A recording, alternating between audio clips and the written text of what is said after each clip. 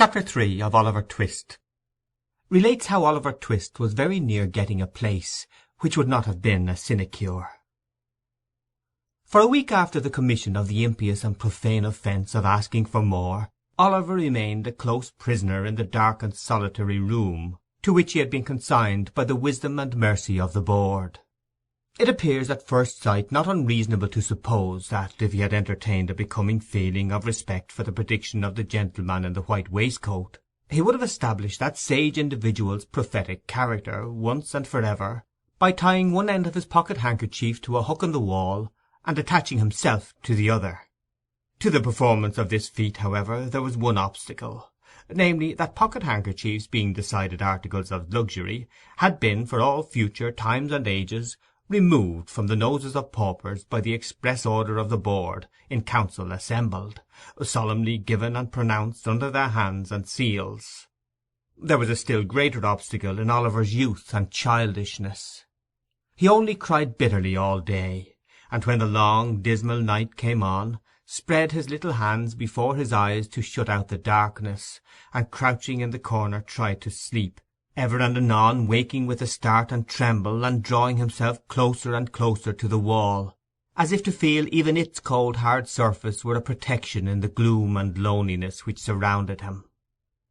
Let it not be supposed by the enemies of the system that during the period of his solitary incarceration Oliver was denied the benefit of exercise, the pleasure of society, or the advantages of religious consolation.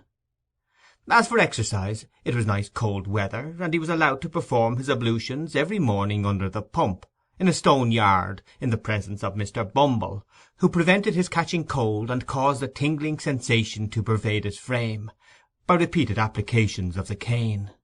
As for society, he was carried every other day into the hall where the boys dined, and there sociably flogged as a public warning and example, and so far from being denied the advantages of religious consolation, he was kicked into the same apartment every evening at prayer-time, and there permitted to listen to and console his mind with a general supplication of the boys, containing a special clause, therein inserted by authority of the board, in which they entreated to be made good, virtuous, contented, and obedient, and to be guarded from the sins and vices of Oliver Twist, whom the supplication distinctly set forth to be under the exclusive patronage and protection of the powers of wickedness, and an article direct from the manufactory of the very devil himself. It chanced one morning, while Oliver's affairs were in this auspicious and comfortable state, that Mr. Gamfield, chimney-sweep, went his way down the High Street, deeply cogitating in his mind his ways and means of paying certain arrears of rent, for which his landlord had become rather pressing. Mr. Gamfield's most sanguine estimate of his finances could not raise them within full £5 of the desired amount, and in a species of arithmetical desperation he was alternately cudgelling his brains and his donkey, when, passing the workhouse, his eyes encountered the bill on the gate. "Wow," said Mr. Gamfield to the donkey. The donkey was in a state of profound abstraction, wondering probably whether he was destined to be regaled with a cabbage-stalk or two when he had disposed of the 2 sacks of soot with which the little cart was laden. So, without noticing a word of command, he jogged onward. Mr. Gamfield growled a fierce imprecation on the donkey generally, but more particularly on his eyes, and, running after him, bestowed a blow on his head, which would inevitably have beaten in any skull but a donkey's. Then, catching hold of the bridle, he gave his jaw a sharp wrench, by way of gentle reminder that he was not his own master, and by these means turned him round. He then gave him another blow on the head, just to stun him till he came back again. Having completed these arrangements, he walked up to the gate to read the bill. The gentleman with the white waistcoat was standing at the gate with his hands behind him, after having delivered himself of some profound sentiments in the board-room. Having witnessed the little dispute between Mr. Gamfield and the donkey, he smiled joyously when that person came up to read the bill, for he saw at once that Mr. Gamfield was exactly the sort of master Oliver Twist wanted. Mr. Gamfield smiled too as he perused the document, for £5 was just the sum he had been wishing for, and as to the boy with which it was encumbered, Mr. Gamfield, knowing what the dietary of the workhouse was, well knew he would be a nice small pattern, just the very thing for register stoves. So he spelt the bill through again from beginning to end, and then, touching his fur cap in token of humility, accosted the gentleman in the white waistcoat. "This here boy, sir, what the parish wants to prentice," said Mr. Gamfield. "Ay, my man," said the gentleman in the white waistcoat, with a condescending smile. "What of him?"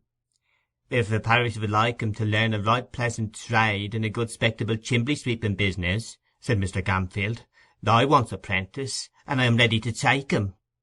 "Walk in," said the gentleman in the white waistcoat. Mr. Gamfield, having lingered behind to give the donkey another blow on the head and another wrench of the jaw, as a caution not to run away in his absence, followed the gentleman with the white waistcoat into the room where Oliver had first seen him. "It's a nasty trade," said Mr. Limpkins, when Gamfield had again stated his wish. "Young boys have been smothered in chimneys before now," said another gentleman. "That's because they damped the straw afore they lit it in the chimney, to make 'em come down again," said Gamfield. "That's all smoke and no blaze, whereas smoke ain't no use at all in making a boy come down, for it only sends him to sleep, and that's what he likes. Boys is very obstinate and very lazy, gentlemen, and there's nothing like a good hot blaze to make 'em come down with a run.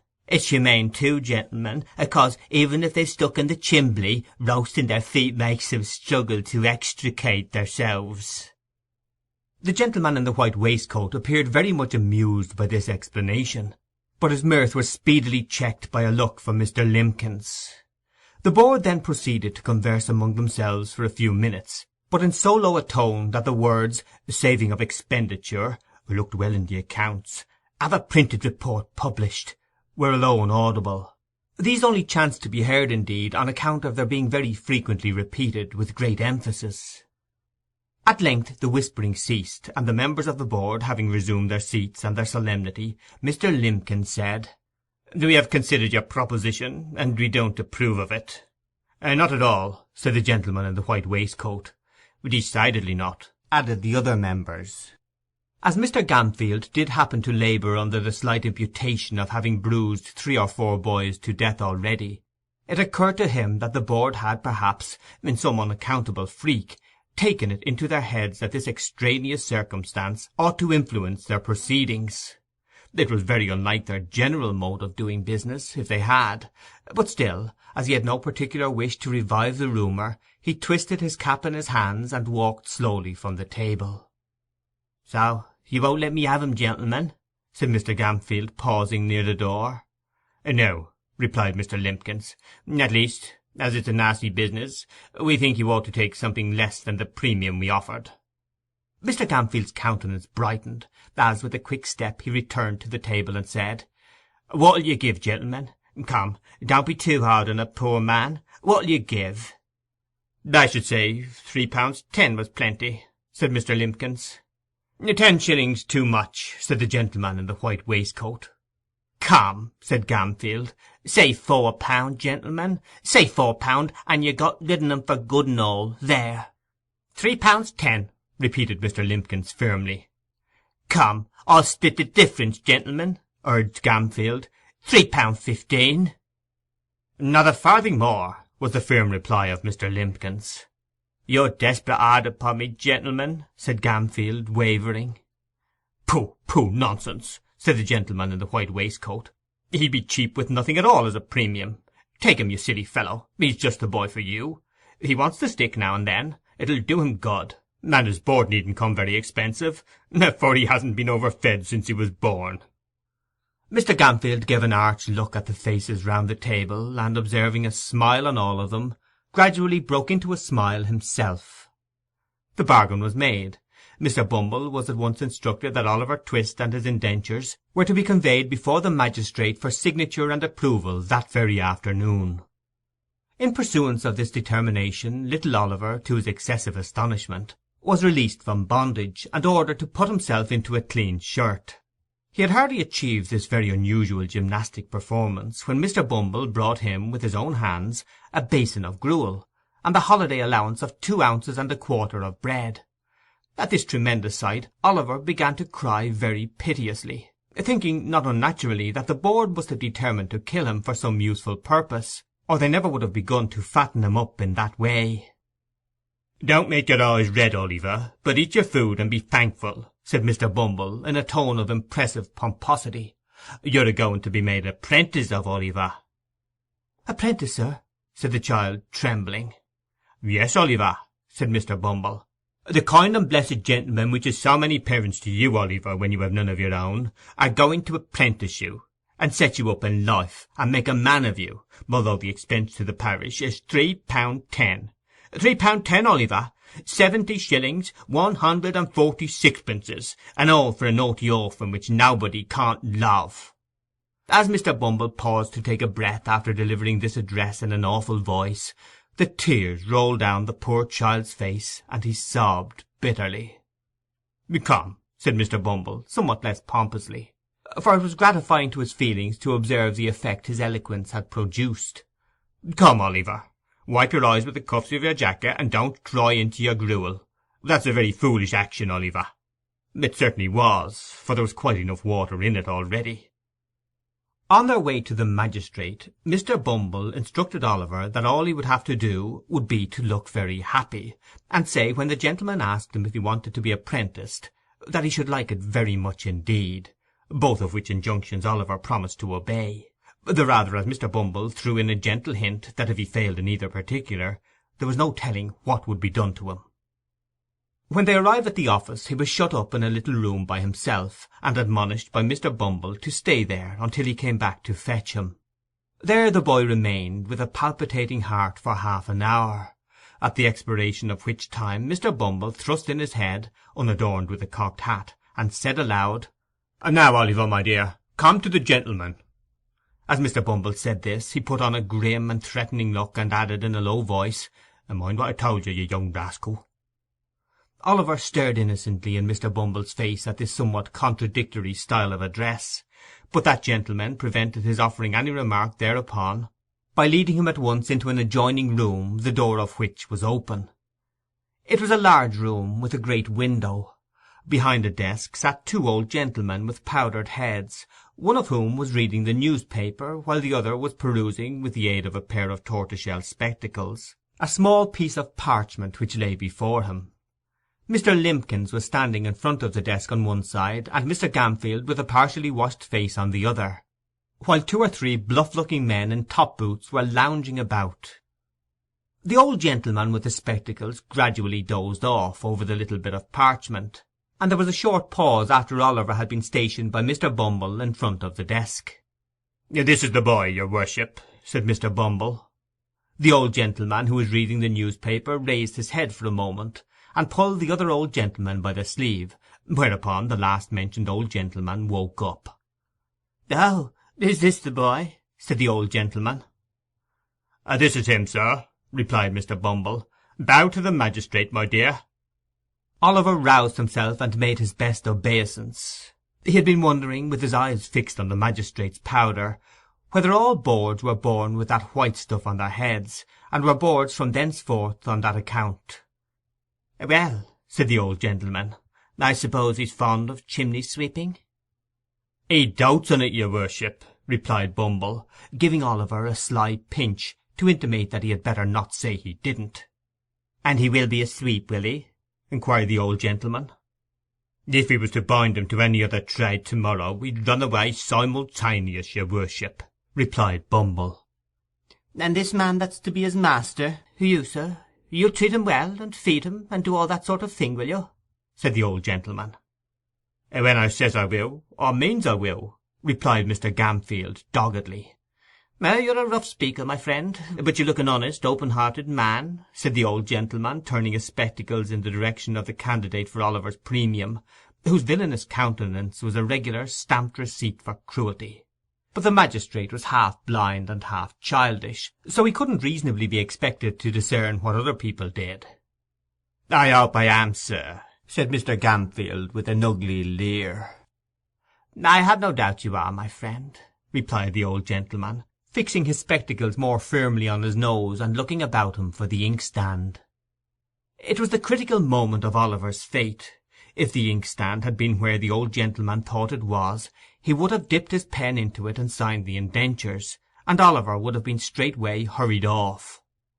but as it chanced to be immediately under his nose, it followed, as a matter of course, that he looked all over his desk for it, without finding it, and happening in the course of his search to look straight before him, his gaze encountered the pale and terrified face of Oliver Twist, who, despite all the admonitory looks and pinches of Bumble, was regarding the repulsive countenance of his future master, with a mingled expression of horror and fear, too palpable to be mistaken even by a half-blind magistrate.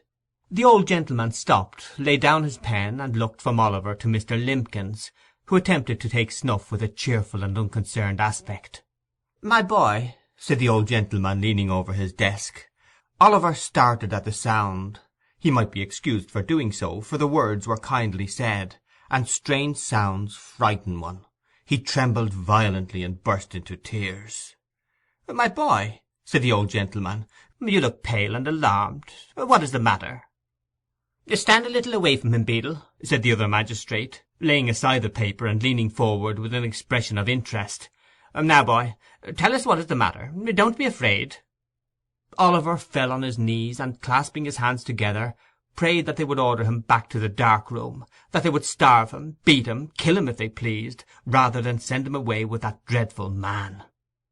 "Well," said Mr. Bumble, raising his hands and eyes with most impressive solemnity, "well, of all the artful and designing orphans that ever I see, Oliver, you are one of the most barefacedest." "Hold your tongue, Beadle," said the second old gentleman, when Mr. Bumble had given vent to this compound adjective. "I beg your worship's pardon," said Mr. Bumble, incredulous of having heard right. "Did your worship speak to me?" "Yes, hold your tongue." Mr. Bumble was stupefied with astonishment. A beadle ordered to hold his tongue! A moral revolution! The old gentleman in the tortoise-shell spectacles looked at his companion. He nodded significantly. "We refuse to sanction these indentures," said the old gentleman, tossing aside the piece of parchment as he spoke. "I hope," stammered Mr. Limbkins, "I hope the magistrates will not form the opinion that the authorities have been guilty of any improper conduct on the unsupported testimony of a mere child." "The magistrates are not called upon to pronounce any opinion in the matter," said the second old gentleman sharply. "Take the boy back to the workhouse, and treat him kindly. He seems to want it." That same evening the gentleman in the white waistcoat most positively and decidedly affirmed, not only that Oliver would be hung, but that he would be drawn and quartered into the bargain. Mr. Bumble shook his head with gloomy mystery, and said he wished he might come to good, whereunto Mr. Gamfield replied that he wished he might come to him, which, although he agreed with the beadle in most matters, would seem to be a wish of a totally opposite description. The next morning the public were once again informed that Oliver Twist was again to let, and that £5 would be paid to anybody who would take possession of him. End of chapter 3.